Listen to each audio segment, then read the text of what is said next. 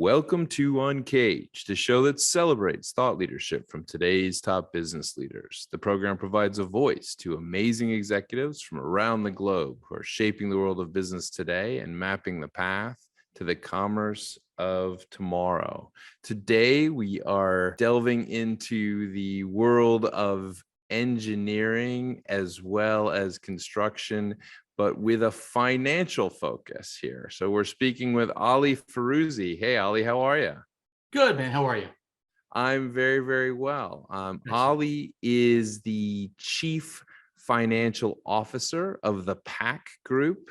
The PAC Group is a very large company. It's a company that's focused on engineering, program and construction management, and process engineering consulting. They're in over 19 countries and 6 continents. And Ali comes to us from LA today to tell us a little bit about what the PAC Group is doing and also to talk through some of the financial challenges that we're seeing in the world today and how companies are managing that. But before we get into that, Ali, tell us a little bit about yourself and your career.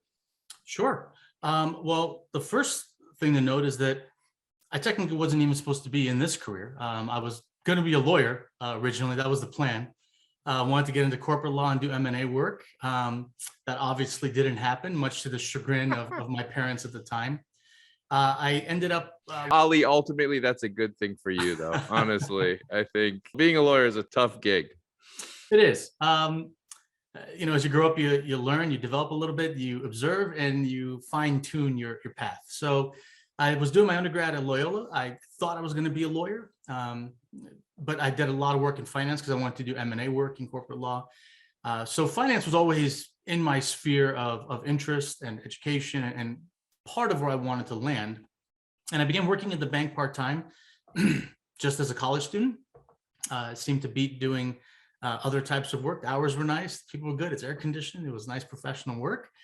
Long story short, that stuck. I stayed in banking. I graduated Loyola. I did not go to law school. Spent a number of years working for Washington Mutual and ultimately JP Morgan, doing a number of different roles for them, ultimately ending up in a vice president leadership role. And then I had one of those moments where I didn't quite align with the company I was in, so we amicably parted ways. I spent a couple of years working on a new branch deployment for a credit union, which is nice. The nonprofit space is always a little heartwarming. It's financial institution focused on the members, giving back to them. It's nonprofit, so they dump all the money right back in the membership, which I liked. It aligns really well with my value system, and just a good group of people. And many people that I'd worked with in the past ended up there. And about almost 9 years ago now, I had an opportunity to join the PAC Group. A lot of my, somewhere in there, by the way, I also did a graduate degree, why not? And I had the opportunity to join the PAC Group as their CFO. It's a multinational, as you mentioned, and engineering, consulting, and a couple other jacks of trade types of lines of business, and immediately fell in love with it. I love the international aspect. There was a lot of travel, which sometimes can be a little onerous, being away from home 3-4 months out of the year, but visiting all the different offices, as you stated, on all these different continents. I'm in Asia, South America, Europe, Australia. Only place I didn't go was Antarctica. I actually would have liked to have gone there, but we don't have an office there, so that's all right. So far. We'll see how things go. But if they ever build anything there, I wouldn't mind visiting a job site. And it really piqued my interest because it's really dynamic. Being a global company, we're much smaller than many of our competitors, but that really makes us nimble and agile, which means we try to keep the hierarchy flat, be very responsive to our clients' needs quickly. We try to cut out the red tape. I immediately went to work on building our team and really trying to modernize and push forward everything we were doing in the company. Yeah, PAC does so many different things. Tell me a little bit about that, like the core business and how it's kind of moved into all these ancillary areas. That's a great question. It was founded by husband and wife almost 40 years ago. So our 40-year anniversary is coming up in about 2.5 years. I'm sure we'll do something very big and amazing and fun for that. It started off really focused on program and project management, smaller kind of parts of the business. And over the years, as many companies do, when your clients' needs expand and just what you're doing grows, we expanded. Acquisition, organic growth, we did all different kinds of things, writing technical documentation, doing construction management, laying out plants, manufacturing engineering. We do product design now. All these things came under our umbrella. We used to only work with automotive OEMs and tier 1, tier 2 suppliers. That really means the big boys that supply them. Maybe not some guy who supplies a little nut, but the guy who supplies the seats and maybe a transmission, or really the big players. But over the last 10 years specifically, we've really branched out. So even though we've done food service companies in the past, defense, many different industries, we have been very heavily engaged in the last 10 years with technology companies, and actually work with some of the largest in the world today, on supply chain issues for them internationally, physical construction management for their sites, laying out their sites. So working with these companies really truly been a privilege. Everyday companies that you and I see all the time, boxes that get delivered to our doors and phones that we use in our hands, seeing kind of behind the scenes, as it were. You get that much more respect for the companies because you really see how amazing the inner workings are. But it's continued to be the next stage in our evolution. So now we're doing a lot of things we used to do for automotive, and we find that, tech companies need the exact same thing. They need supply chain management. They need you to verify vendors. They need help designing processes. They need help with physical plants. So we're morphing like good companies do. We're transitioning and growing and changing over time. And that brings us to where we are today, which is really heavily focused on still supporting all of our legacy clients, still involved in automotive and vehicles, but have a tremendous growth in working with the tech company clients that we have. Yeah, it's incredible. I mean, such a range of solutions, and certainly I can see how it's following that evolution of the industry in general. When you look out at the business today and what customers are asking you guys for, what are the kind of the key trends right now that are a big focus for you guys? We find a lot of companies, even the very, very largest, are saying, wait a minute. Do we really have to do everything ourselves? Can we just go to somebody to do this one thing instead of building a whole team to do it, and having an internal department of all of our employees for something that maybe we're not going to do all the time, or something that's going to move around the world? So if you establish your team in North America, you're not going to ship them everywhere all the time. That's not really feasible. So they're seeing the value in coming to a company like PAC that already is all over the world. And they can say, hey, you know what? You did that for us in location A. We noticed you got location B through G over here, and we kind of need the same thing there. Can you do it for us there? Sure. We have teams. We know the country. We're in the country. We can quickly deploy, ramp up, and do what the client needs, hand them the end result. They're happy. We're obviously happy. And they have simplified their job, whether it's evaluating a supplier. Again, we do this for very large tech companies. So they're thinking, why do we have to do it? Let's go to people who know how to qualify suppliers, do supply chain verification and evaluation. So they come to us for these things. And what's really interesting, Dan, is that after all these years of working in automotive, seeing all of the parallels today with tech companies, and most people find that a little bit odd. They go, how do the two relate? It's incredible how they relate. Plants, constructing, managing, designing, optimizing, going back after the fact, fixing, improving. The automation, the concept of conveyors, which many package delivery companies use. Automotive did this 30 years ago. They are the conveyor industry to begin with. Use of robotics. Automotive mastered that. I mean, you don't get much more advanced than robotics in automotive that put precise welds, in 3,000 places on a car for you all day long. Don't take breaks, don't do anything, and do it with precision that we simply can't match with regular people. And all of a sudden, all these things make sense in the tech space to varying degrees, some adaptations. Obviously, it's not a direct carryover. So it's a whole new chapter 2 that looks really similar to chapter 1, but for a whole new group of end client consumers that we're working with. Yeah, it makes complete sense to me. I look at all of the major challenges that it takes to assemble something like a vehicle. I think people always forget the complexity of things like the supply chain and literally managing the efficiencies of how a factory operates. It is it is truly a Herculean effort. And so I can completely see how the Pact Group can move into those areas for a variety of different business verticals. But let me change gears a little bit, because I think that people really will want to know your thoughts on this. Over the last couple of years, we've been going through quite a complex moment, and I'd just be curious to hear, your experience, from a finance perspective, especially how you were able to navigate the pandemic and some of the things that you're seeing as good learnings coming from it. Yeah, that's a really excellent question. And I'll say that, as I'm sure with most people in companies, when the pandemic started, being something that none of us have ever seen in our lifetimes, really unprecedented gets thrown around a little bit too often. This was unprecedented, I think, the right use of the word. So we were trying to figure it out like everyone else. We had and continue to have a huge focus on our employees. So my initial thought became, how do we take care of our people? As I'm sure many finance professionals and executives are doing across all industries. Well, geez, we have all these employees. We have to worry about hundreds of people on payroll, hundreds of lives that are affected and linked to us. How do we keep our team? What's going to happen with our clients? What should we do going forward? How should we operate our business? So I'll give you a couple good examples. As we moved through the pandemic, us and our customers learned a very critical lesson, which carries through now and I think is going to be permanent.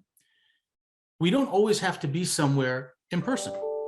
So we very often had a situation where a client would say, oh, you know what, we need these 12 people on site. And even though they're doing design work and this and that, there's a huge cost to that.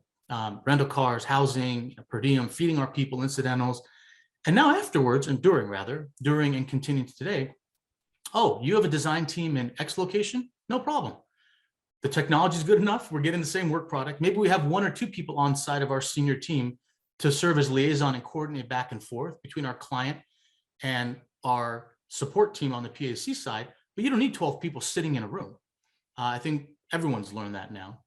Our conversation is not in person. This was not required to be face-to-face at a table. The clients learned that. Huge savings for them and benefit, and for us, because we could quickly keep all of our people engaged, in many cases, move more rapidly to meet their needs, save them money, which they definitely like, and get them the same output that they were hoping for before. So we were learning, how can we do things differently? The way we did it yesterday is not necessarily going to work. It forced us to think about things differently, forced the client to think differently. And we've arrived at a new place where everyone goes, geez, this was kind of a no-brainer. And I know we said, I don't think we could do it. Turns out we really can. But I'm not sure, Dan, that would have happened had we not had this catalyst.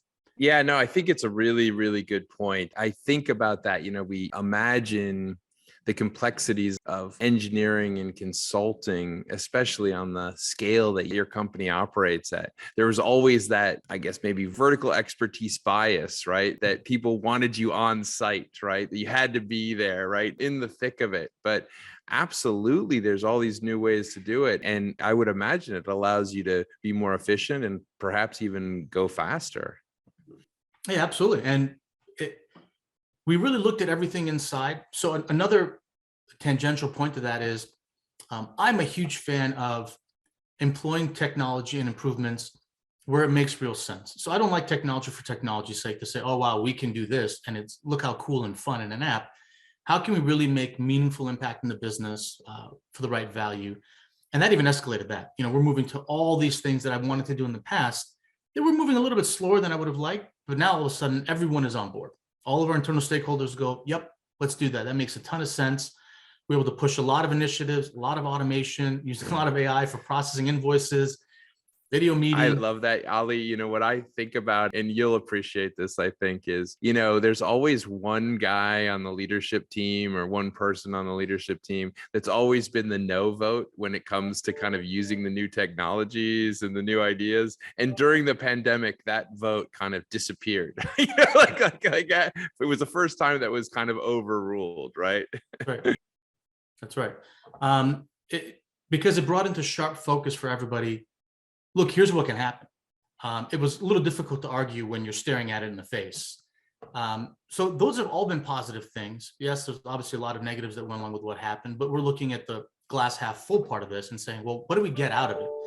For all the things that we were doing, what did we really walk away with? And what we walked away with was a forced case study that I think has first certainly improved PAC.